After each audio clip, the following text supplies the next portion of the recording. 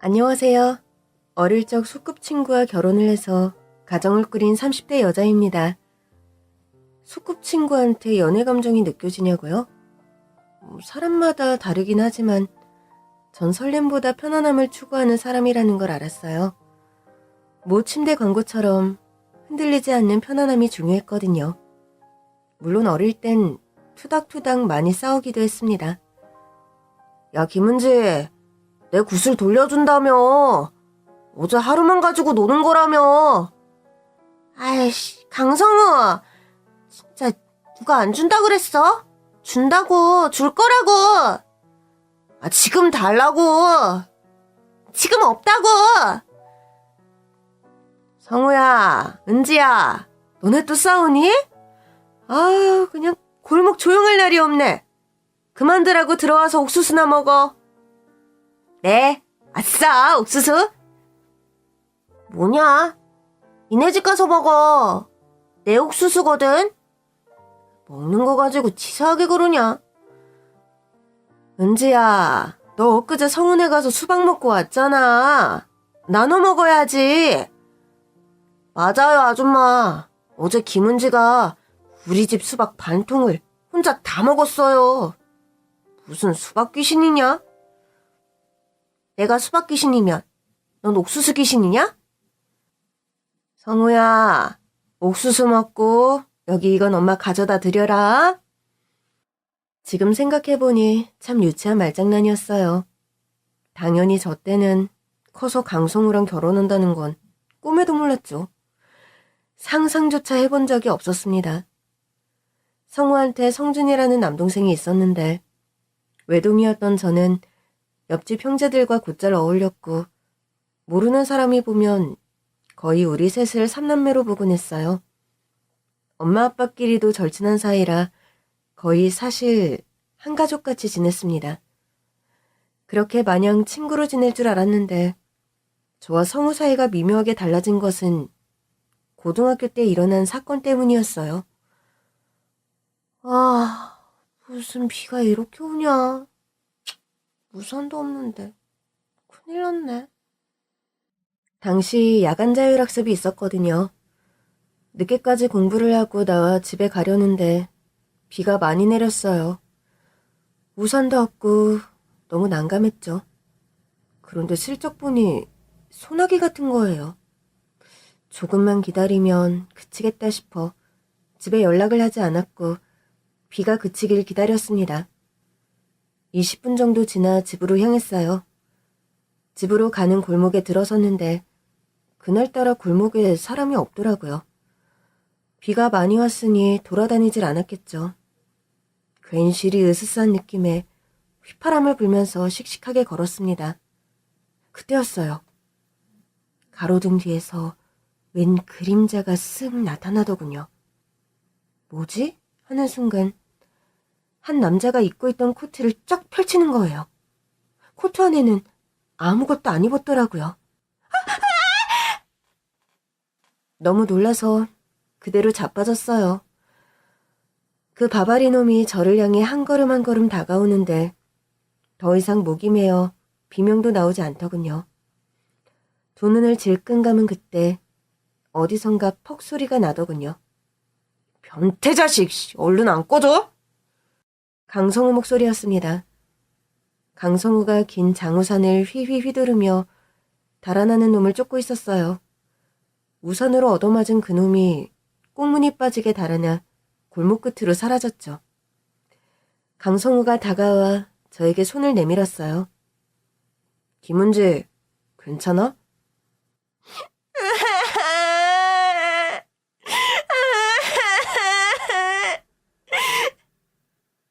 그때서야 숨이 탁 풀리면서 참았던 눈물이 터져나왔어요. 아니, 너무 화가 났어요. 평소에도 그런 놈을 만나면 어떻게 해야겠다.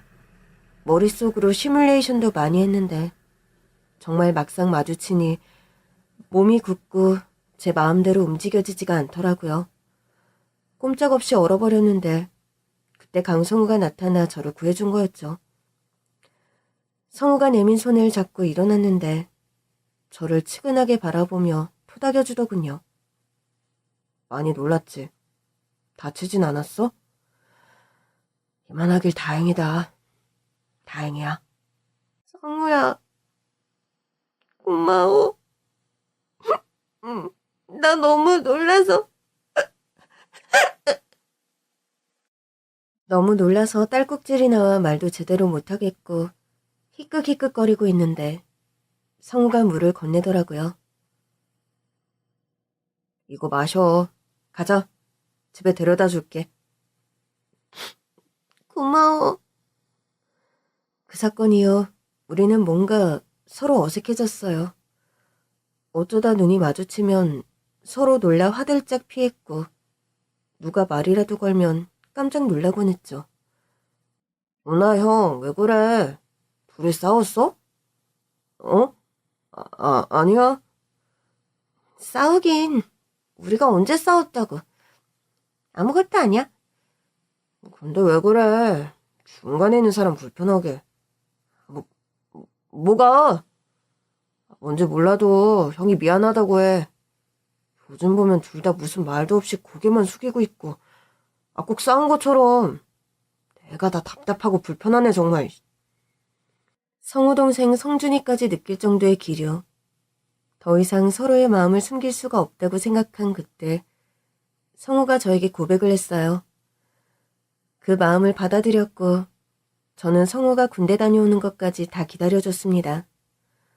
그렇게 20대 후반 소꿉친구와 결혼을 했습니다. 우리 둘의 결혼은 양가 부모님께서 쌍수를 들고 환영할 정도로 좋아하셨고 고향 동네의 잔치였어요.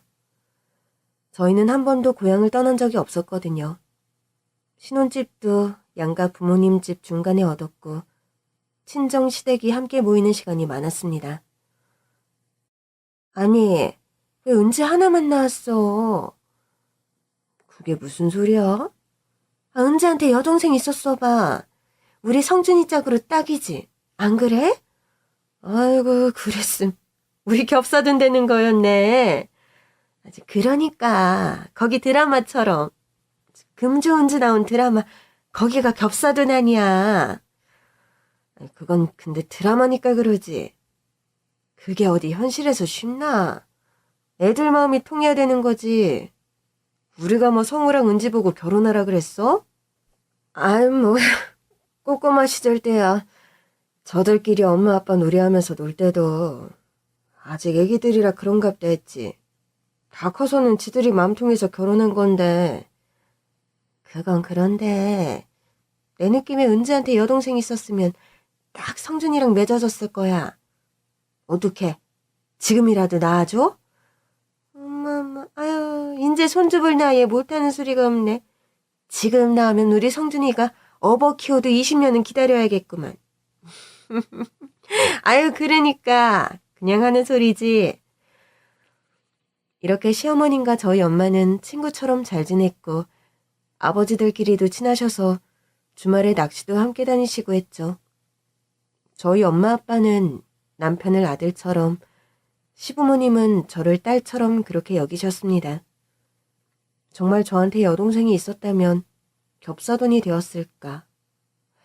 만약에 하면서 가족끼리 하는 농담도 즐거웠어요. 가까이 살며 서로 의지하고 지내고 있는데 어느 날 남편이 그러더라고요. 아무래도 성준이 이 자식 연애하는 것 같아. 응? 정말? 어머, 누구? 너무 궁금해. 지난 주말에 시내 나갔다가 봤는데 길 건너에서 성준이가 웬 여자랑 나란히 걷고 있더라니까? 뭐, 손이라도 잡고 걸었어? 아니, 여자가 좀 빠른 걸음으로 막 가는데 성준이가 따라가는 것 같았어. 여자가 화가 난 것처럼 보이기도 하고. 그랬는데 연애라고? 근데 어떤 여자가?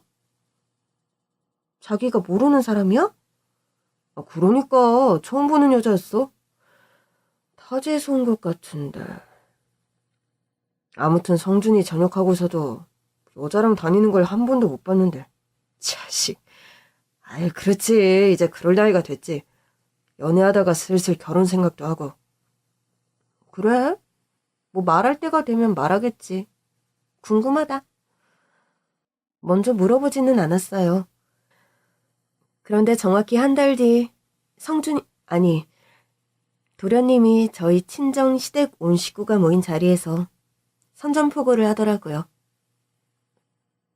저 결혼하려고요. 뭐? 갑자기 뭔 소리야? 누굴 만나고는 있었냐? 뜬금없이 결혼이라니? 너 이 자식 사고 친 거냐? 아이고 이놈의 자스가 뭐가 그리 급하다고. 아이 엄마 아버지 그런 거 아니에요. 속도 위반 그런 거 아니라고요. 아닌데 어쨌든 결혼할 여자가 있어요. 조만간 인사드릴 거예요. 아이고 축하하네. 드디어 우리 사돈댁 차남께서 장가를 가는구만.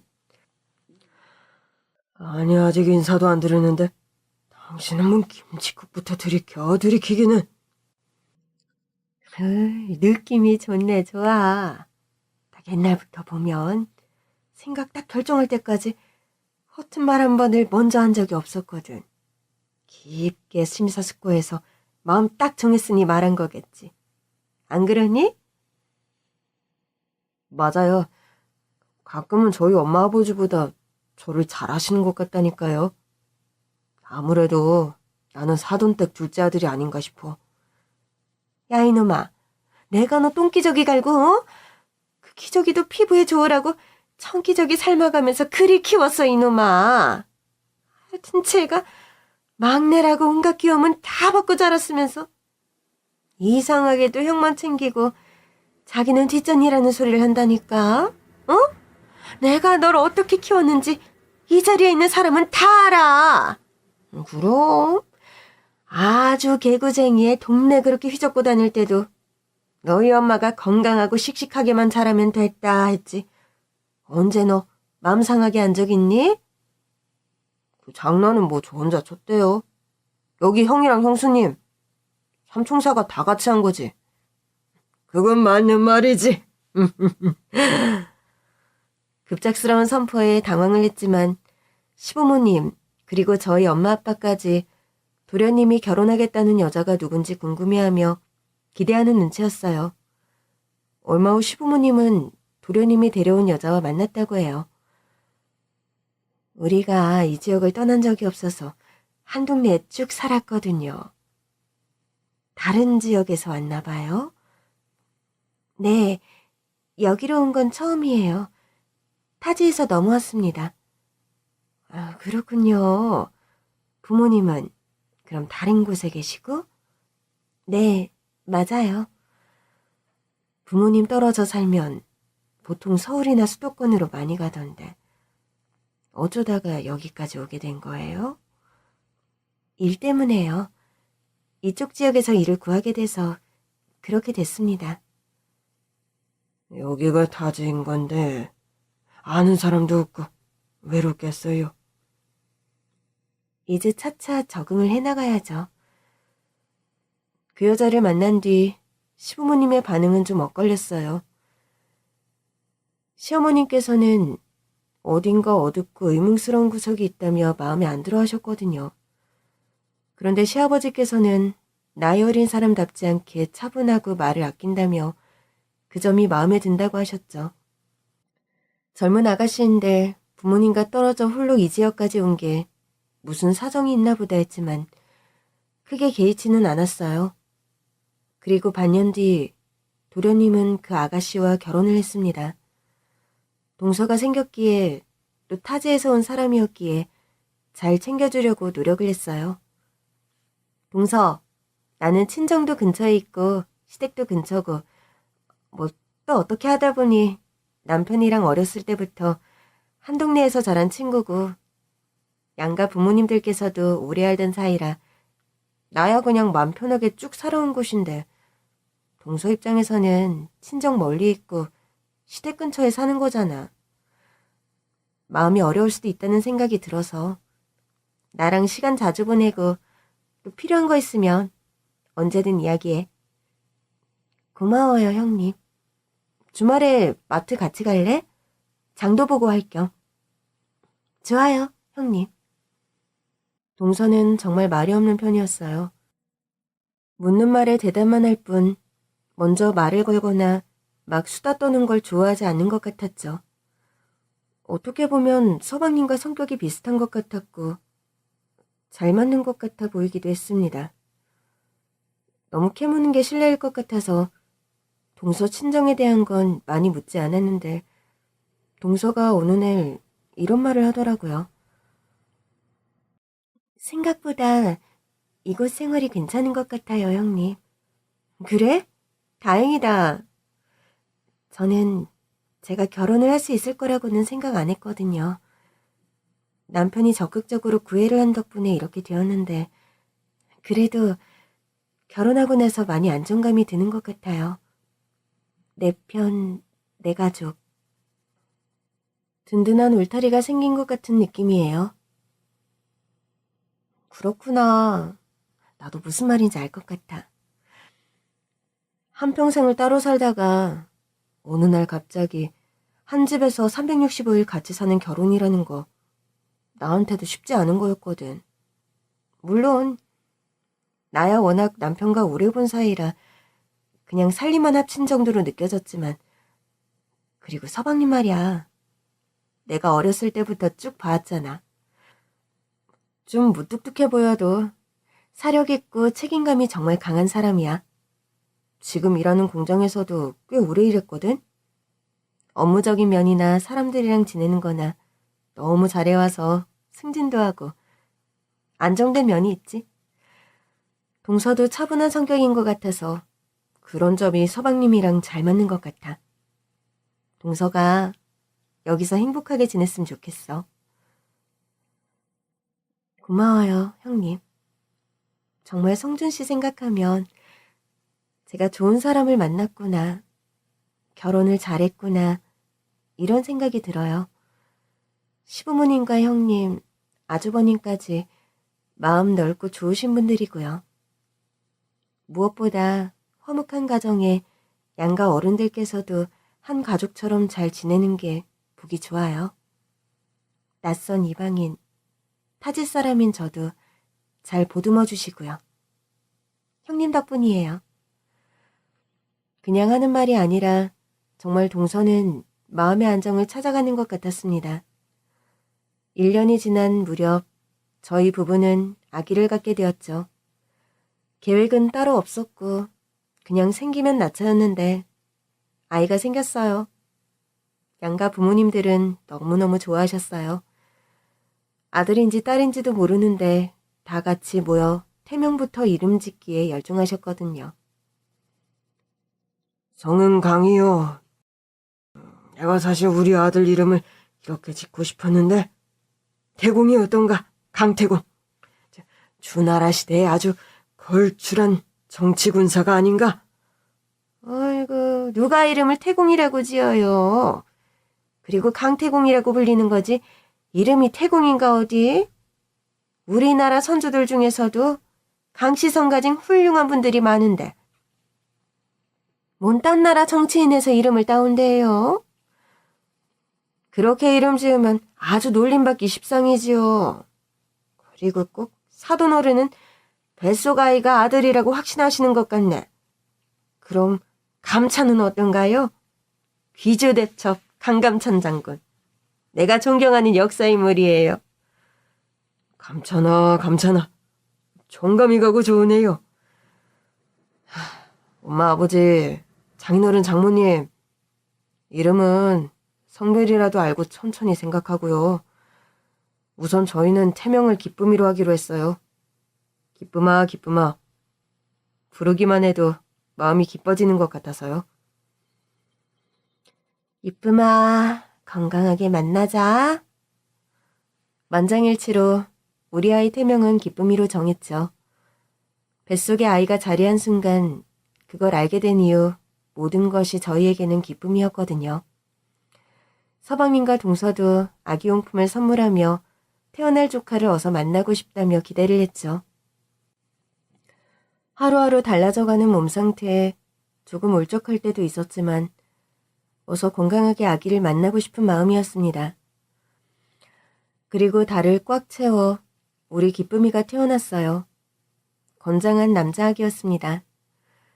동서는 저희 아이가 태어난 이후 저희 집에 자주 놀러 왔어요. 아기를 너무 좋아하는 것 같았습니다. 형님, 건이 보니까 너무 예뻐요. 저희도 건이 보고 우리도 아기 얼른 낳자 해서 요즘 노력하고 있어요. 이런 말하기 조금 민망하네요. 에이, 뭘 그래? 하늘을 봐야 별을 따는 법인데. 노력 안 하고 애가 어떻게 생겨? 우리 서방님 몸에 좋은 거 많이 챙겨 드셔야겠네. 동서야, 젊은데 무슨 걱정이야. 맘만 먹으면 금방 생기지. 동서가 이렇게까지 애기를 좋아하는지 몰랐네. 생명의 탄생이란 정말 너무 신비롭고 경이로운 일이에요. 뱃속에 아이를 품고 지내는 기간, 그 안에 자라는 아기. 태어난 얼굴 보면 엄마 아빠 닮은 것이 참 신기해요. 이 조그만 손가락 발가락까지. 그리고 아가 냄새가 너무 좋아요. 형님, 그래도 육아는 힘들죠? 신생아 때는 잠을 많이 못 잔다고 해서. 그렇긴 하지. 너무 힘든데. 또 이렇게 아가 얼굴 보면 그 힘든 걸 다 잊을 만큼 행복해. 그래서 다들 자식 낳고 사는 거겠지. 하나 키우다 보면 둘째 생각나고. 우리는 셋째까지 낳고 싶어?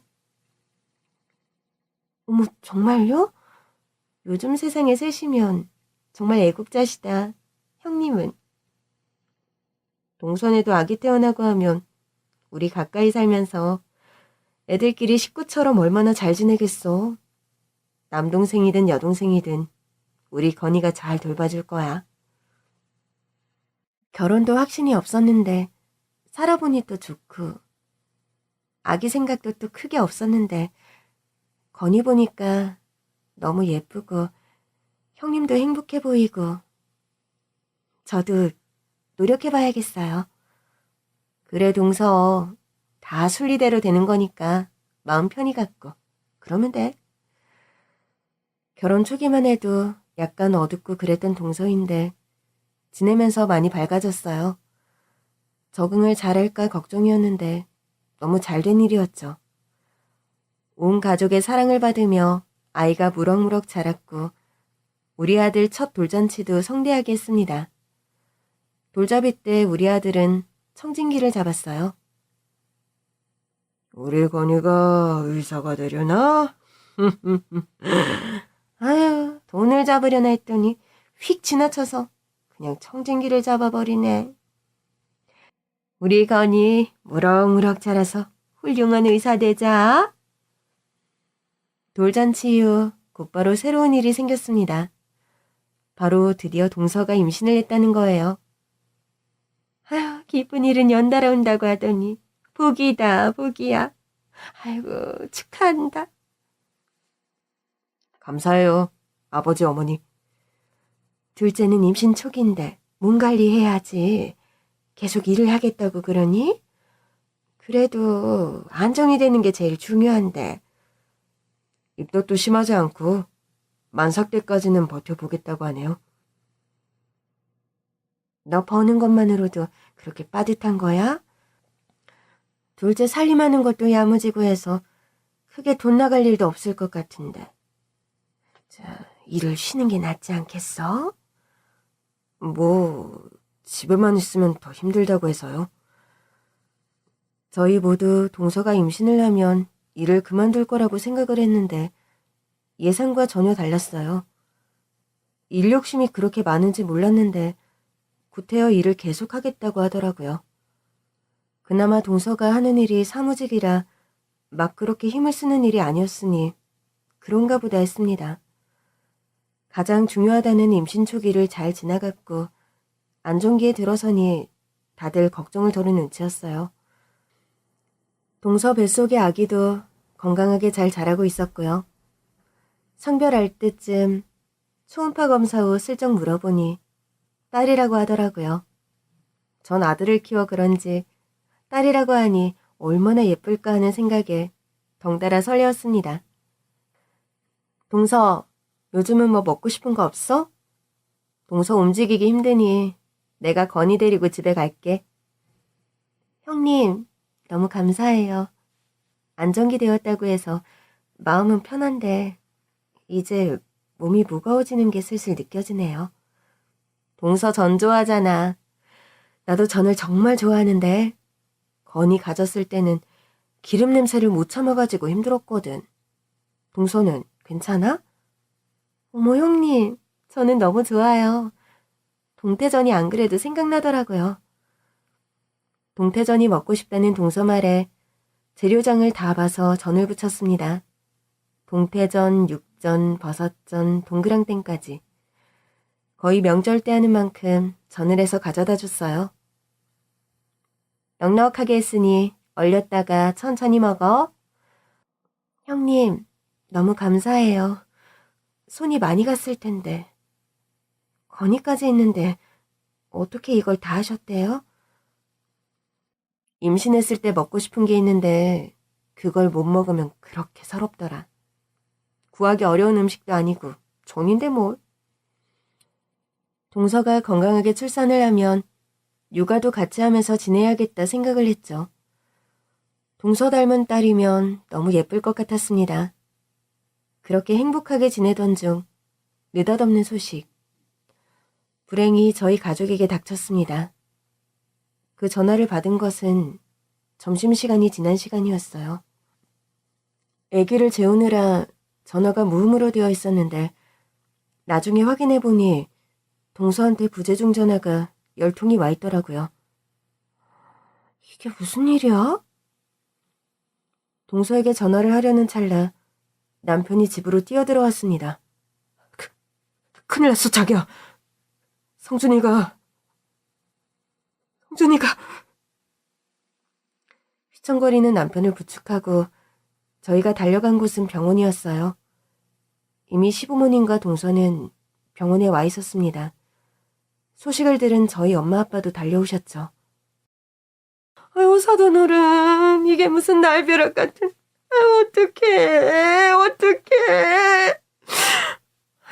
나 이렇게는 못 보내. 그래서 우리 아들 이렇게 어떻게 보내. 아유, 성준이 네가 왜? 공장 베테랑으로 일하던 서방님이었는데 그날 오전 일을 하다가 그만 사고를 당한 거였어요. 점심시간이 가까워 직원들이 자리를 비웠는데 문제가 있던 기계 점검을 홀로 하다가 기계가 오작동을 했고 그만 끔찍한 사고를 당한 거였습니다. 구급차에서 어떻게 손썹을 틈도 없이 떠났다고 하더군요. 사실상 병원에 도착하자마자 의사에게 사망 선고를 받고 곧바로 장례식을 준비해야 할 상황이었어요. 믿을 수 없는 소식에 모두가 충격에 빠졌고 저는 동서가 너무 걱정이 되었습니다. 뱃속의 아기도 너무 걱정이 되었고요. 말도 안 돼. 이럴 수가. 우리 애기 얼굴도 못 보고 이렇게 가다니. 형님 이건 말도 안 돼요. 저 이제 어떻게 살아요? 우리 딸이 이제 5개월만 있으면 태어났는데 애기 얼굴도 못 보고 어떻게 이렇게 갑자기 갈 수가 있어요. 우리는 어떻게 살라고. 머리가 산발이 되어 가슴을 쥐어뜯으며 우는 동서를 꼭 안아주는 것 말고는 할 수 있는 게 없었어요. 가족 모두 너무나 갑작스러운 사고에 할 말을 잃었고 급히 마련한 빈소 장례식장에서도 다들 영혼이 빠져나간 듯 텅 빈 눈빛으로 조문객을 맞이해야 했습니다. 시아버님은 울다가 탈진을 하셔서 실려가셨고요. 공장 사장과 임원진들이 찾아왔을 때 그 사람들한테 원망을 쏟아냈지만 그렇다고 떠난 사람이 돌아오는 건 아니잖아요. 명백한 산재입니다. 노동청 조사도 들어갔지만 결과가 달라지는 건 없을 거예요. 산재 인정받으면 보험금과 합의금이 다 그런 거 필요 없어. 우리 아들 살려내. 우리 아들, 우리 성준이 살려내라고. 나 필요 없어. 우리 아들, 차라리 날 데려가지. 불쌍한 우리 아들. 동서 역시도 혼절할 듯 했지만 간신히 버티고 있었어요. 하혈하거나 그런 건 아니어서 그나마 뱃속 아기한테는 별일이 없어 보였죠. 너무 걱정이 되어 장례식 내내 동서를 살펴야 했습니다. 그렇게 장례식 발인까지 다 마치고 저희는 집에 돌아왔습니다. 남편은 집에 오자마자 모든 기력이 수진된 건지 기절할 듯 쓰러져 잠이 들었어요. 저 역시도 몸이 너무 피곤했는데 잠이 오질 않더라고요. 그렇게 이 생각 저 생각에 뒤척이고 있는데 늦은 밤 누군가 저희 집 문을 급히 두드렸습니다. 누구세요? 형님, 저예요. 문 좀 열어주세요, 형님. 동서? 이 시간에 웬일이야? 문을 여니 동서가 파르르 몸을 떨며 서 있더라고요. 동서, 괜찮아? 얼른 들어와. 형님, 저 너무 무서운데 오늘 밤만 재워주세요. 무섭다니. 집에서 나온 거야? 그래, 동서 서방님 없는 집에서 혼자 있기 힘들었겠다. 내가 생각이 짧았어. 우리 집으로 바로 데려왔어야 했는데. 그런데 동서는 집에 들어와서도 계속 창밖을 살피며 경계를 하는 거였어요. 안절부절 못하며 창밖을 보다가 커튼을 꼼꼼하게 닫고 다시 창밖을 보고 가만히 있지를 못하더라고요. 동서, 왜 그래?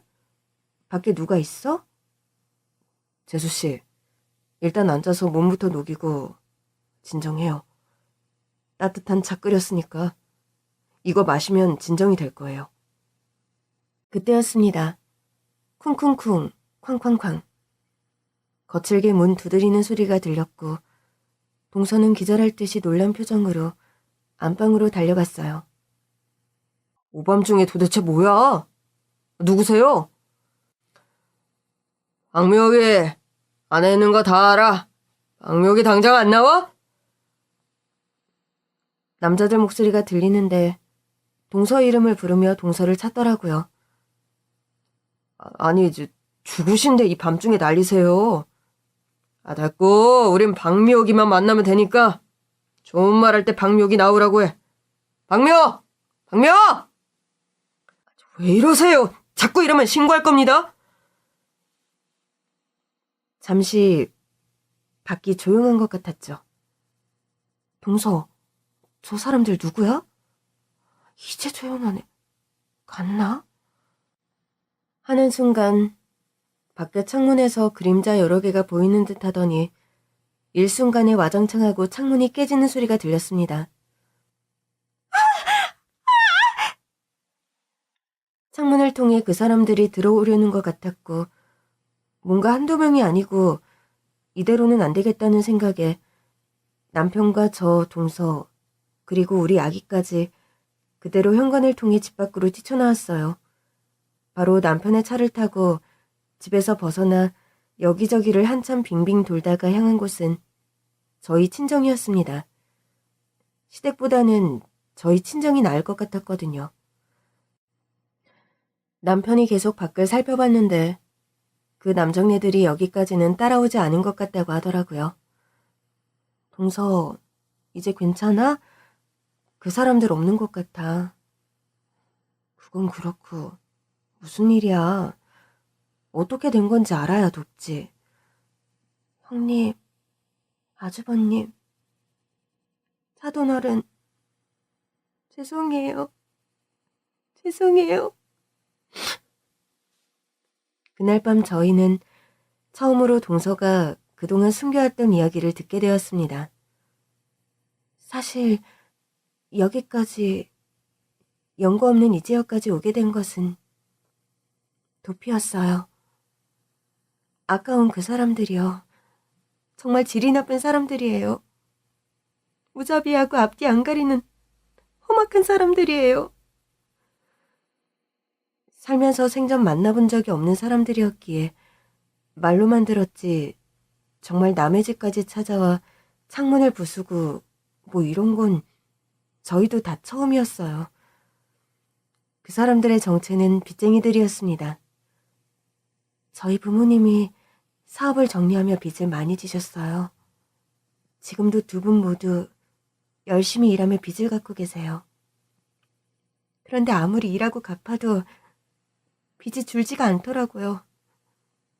불어나기만 하는 것 같았어요.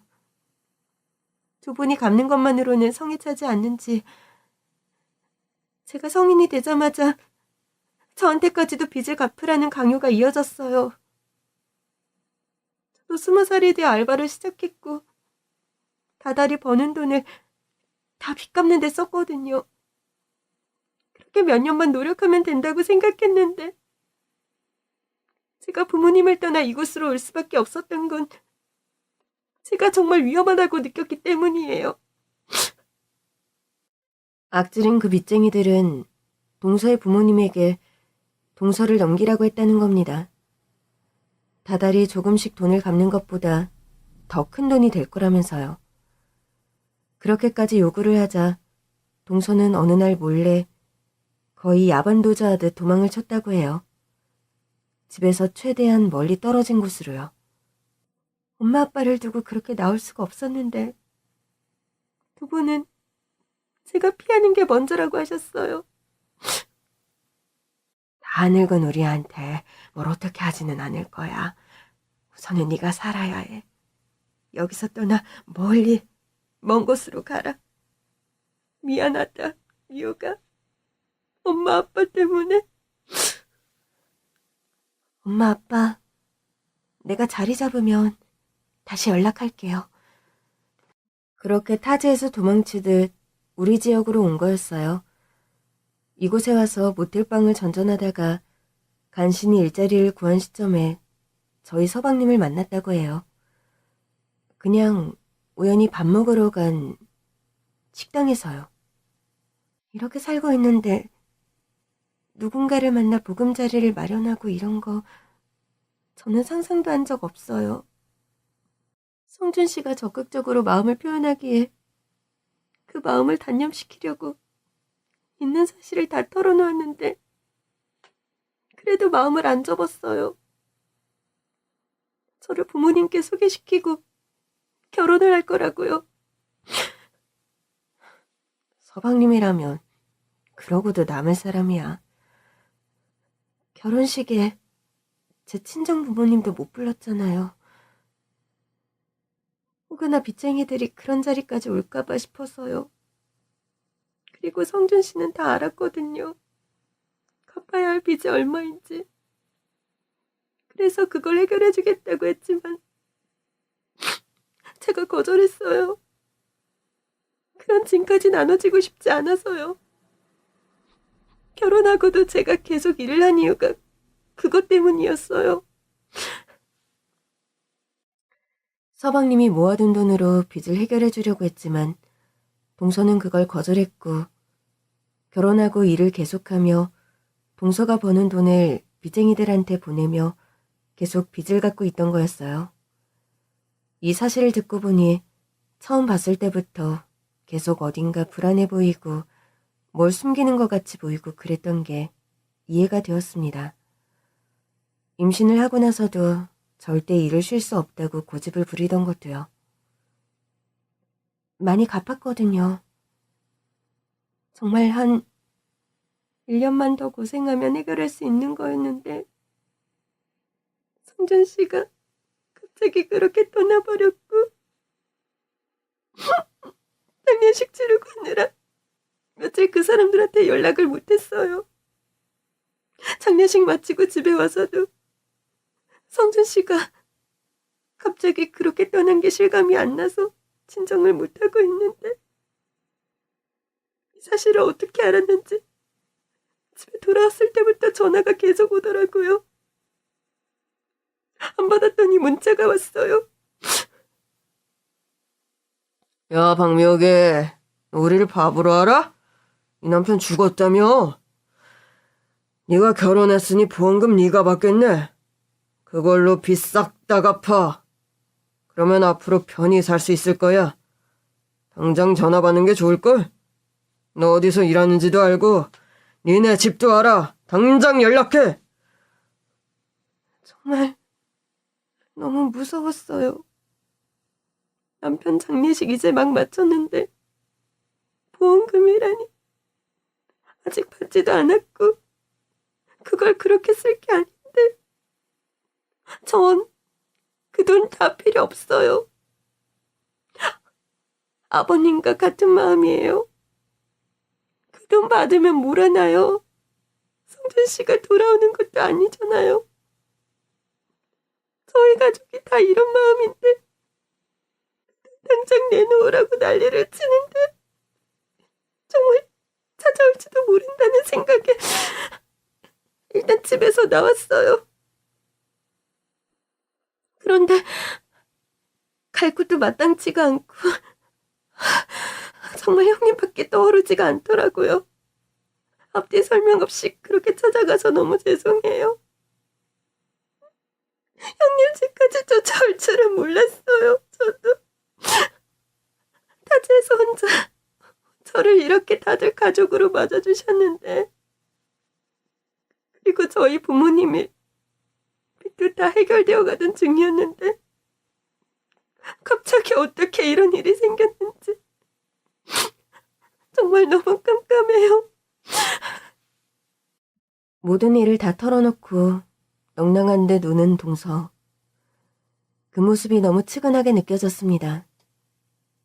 동서, 너무 고생 많았어. 얼마나 힘들었어. 그런 짐을 떠안고 있는지도 모르고. 성준이도 생전에 그런 이야기를 하나도 안 했으니까. 일찍 털어놨으면 이렇게까지 고생 안 했을 텐데. 너무 걱정 마. 우리 다 같이 해결 방법을 찾아보자.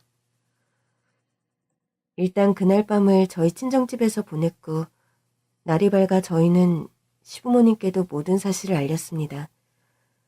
시부모님이나 저희 친정이나 이 지역에서 쭉 살았고 아시는 지인분들이 많았거든요. 떠오르는 분들이 몇몇 있었지만 가장 큰 도움이 된 것은 시아버님의 지인인 경찰분이었어요. 모든 이야기를 털어놓았고 그렇게 남의 집에 무단으로 찾아와 창문을 깨부순 거나 말도 안 되는 이자를 적용해서 돈을 뜯어내고 있었던 거나 할 수 있는 모든 방법을 동원했고 무사히 일을 해결할 수가 있었습니다. 동서, 이제 걱정하지 마. 다 해결됐어. 다 끝났어. 형님.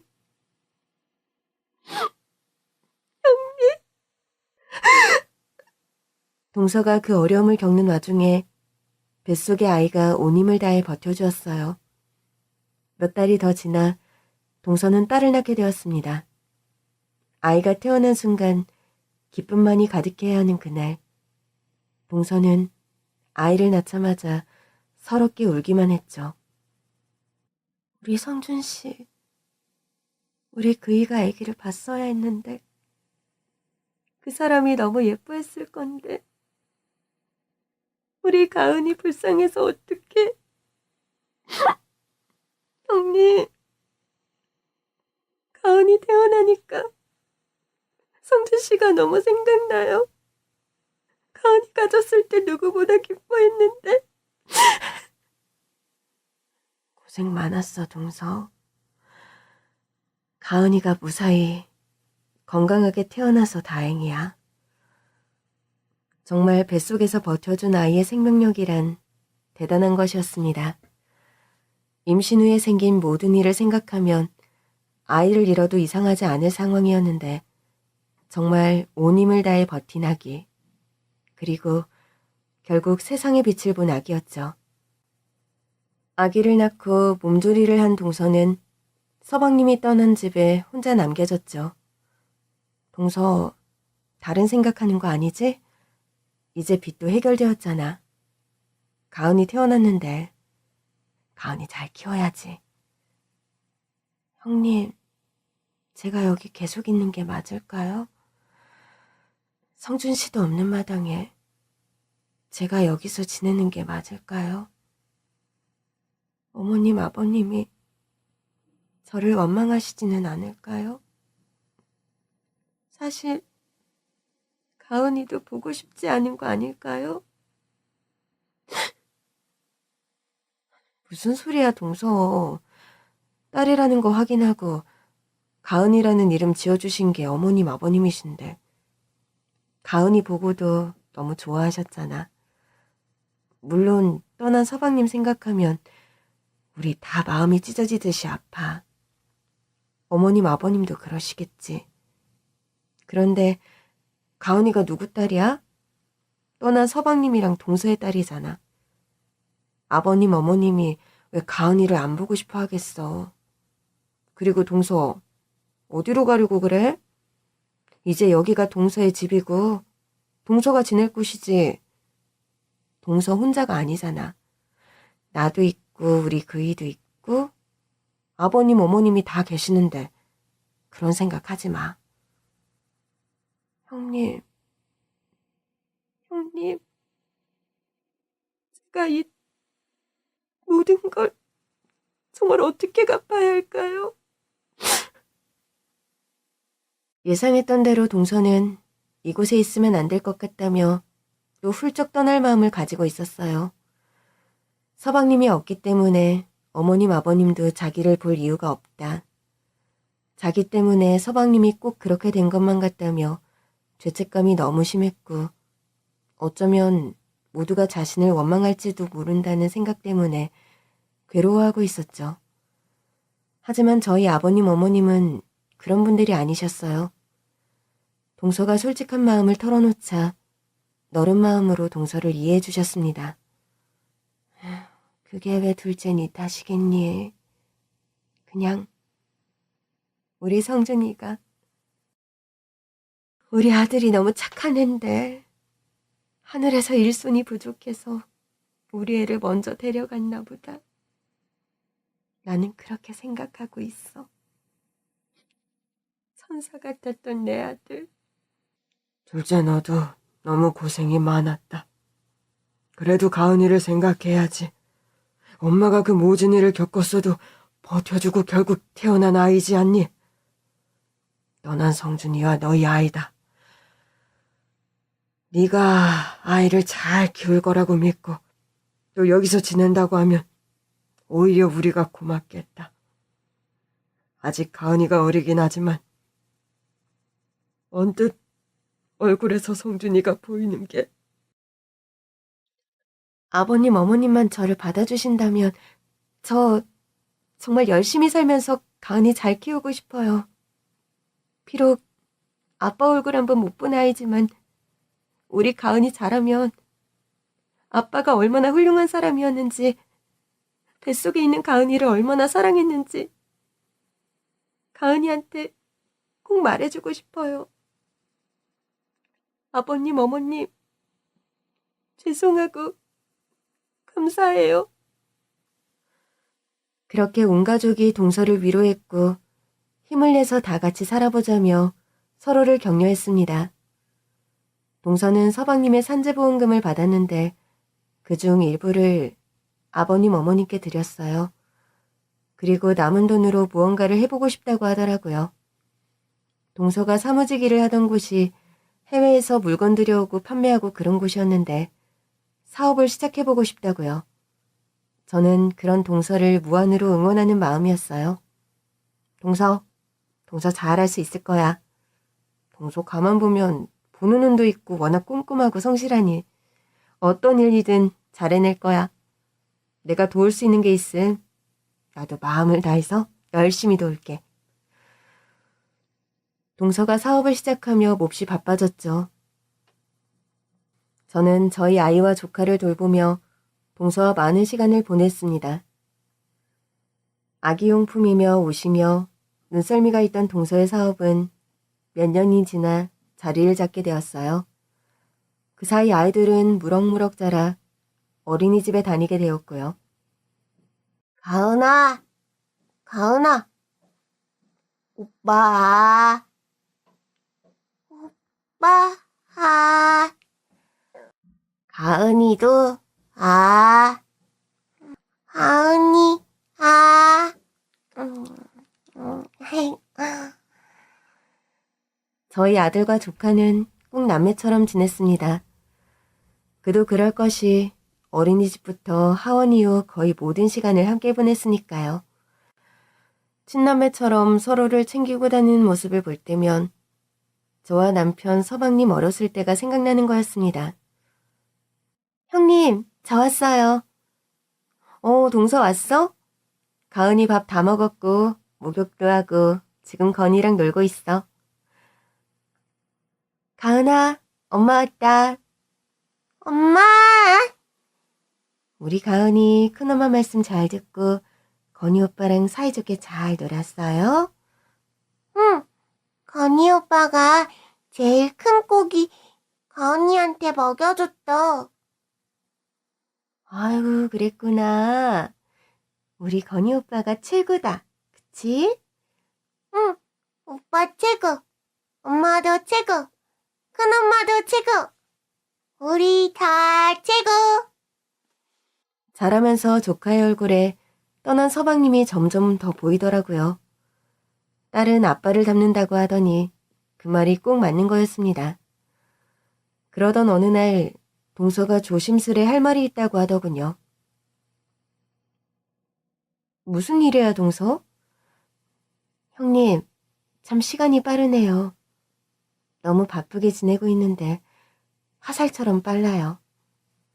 건이가 곧 초등학교에 가고 가은이가 유치원생이라니요. 그러게, 그래도 다행이야. 동서 사업이 자리를 잘 잡아서. 너무 대단해. 다 형님, 아주버님, 어머님, 아버님 덕분이죠. 그래서 말인데요. 이제 제가 그동안 받아온 사랑, 그리고 은혜를 조금이나마 갚을 수 있게 된 것 같아요. 응? 그게 무슨 소리야. 가은이 아빠 떠나고 그 빚쟁이들 일 해결하고 가은이 낳고 이렇게 사업 시작하기까지 정말 모든 게 다 주마등처럼 스쳐 지나가요.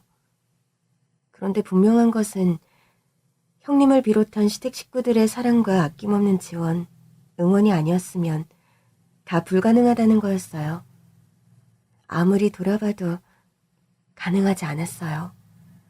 사업 초기 다 힘들었는데 내가 언젠가 꼭 성공해서 이렇게 믿고 아낌없는 사랑을 준 분들한테 보답해야겠다. 저 이 생각만 하면서 여기까지 달려왔어요. 이제 조금이라도 그 은혜를 조금이나마 갚을 수 있게 된 것 같아요. 물론 이런 걸로 다 갚아지지 않겠지만 받아주세요, 형님. 동서, 가족이니까 그런 거지. 뭘 바라고 그런 건 절대 아니야. 알아요, 형님. 그렇지만 가족이라도 모두가 이러진 않잖아요. 남보다 못한 가족도 많은데. 이런 부족한 절 가족으로 맞아준 순간부터 모든 게 다 감사했어요. 먼저 동서는 시아버지와 시어머님의 집을 싹 고쳐주었습니다. 낡고 오래된 한옥이었는데 안에 석가래와 기둥 제외하고 실내 인테리어를 다 바꿨어요. 온돌방 그대로 유지하되 몸을 푹 담글 수 있는 욕조를 새로 들여놓고 부엌, 거실, 마당할 거 없이 완전히 새 집으로 고쳐졌습니다. 그냥 더 좋은 집으로 이사를 가는 게 편했지만 두 분이 살던 곳을 떠나고 싶어 하지 않았거든요. 그터 그대로 완전 잡지에 실릴 만한 새 집으로 꾸민 거였어요. 그리고 저와 남편이 집을 새로 사는데 큰 도움을 줬습니다. 저희가 가진 돈으로는 어림도 없는 곳이었는데 동서가 선뜻 계약을 해주었어요. 형님, 이제 건이 학교도 가고 가은이도 유치원 가잖아요. 형님은 뭐 하시고 싶은 일 없으세요? 뭐든 하고 싶은 거 있으면 제가 도와드릴게요. 동서, 우리 집 얻은 거 도와준 것만으로도 충분해. 아니에요. 받은 은혜 손톱만큼도 아닌 거예요. 그런 말씀 마셔요. 아기 낳고 우리의 조카 돌보며 육아만 전념했던 저였는데 동서가 해준 이야기에 용기를 얻어 저는 꿈꿔왔던 장사를 시작할 수 있었어요. 시어머님과 함께 음식점을 열었습니다. 각종 전을 부쳐 팔고 동서가 아는 곳에서 전통주와 막걸리를 계약해서 들여왔어요. 시내 좋은 터에서 가게를 열었고 전이 푸짐하고 맛있다고 소문이 나서 금방 지역 사람들 외에 많은 사람들이 찾아주시는 가게가 되었습니다. 사실 음식점 하는 게 보통 일은 아니라고 하는데 어머님이나 저나 음식하고 사람들이 맛있게 먹는 걸 좋아하거든요. 고부간에 손발이 척척 맞아서 일하는 것도 즐거웠어요. 또 바쁠 때는 저희 엄마가 도와주시기도 했고요. 가게가 잘 돼서 자리를 잡자 여러 회사에서 체인점 문의가 오기도 했는데 저희는 크게 욕심을 부리지 않았어요. 지금 장사가 되는 것만으로도 충분했거든요. 양가 며느리들과 며느리들이 함께하는 집, 맛 좋고 인심 넉넉한 집으로 유명해졌습니다. 이 모든 걸 이뤄내고 누리는 가운데 여기에 성준 씨, 가은이 아빠가 없다는 게 속상해요. 그런 생각이 많이 드는 요즘이에요. 우리의 힘으로 어쩔 수가 없는 일인걸. 분명한 건 모든 것의 시작, 그건 다 가은이 아빠로 인해 가능한 일이었어요. 아무것도 없이 불쑥 타지에서 온 저를 조건 없이 그리고 아낌없이 사랑해준 우리 남편. 그래서 저 가은이만큼은 정말 잘 키울 거예요.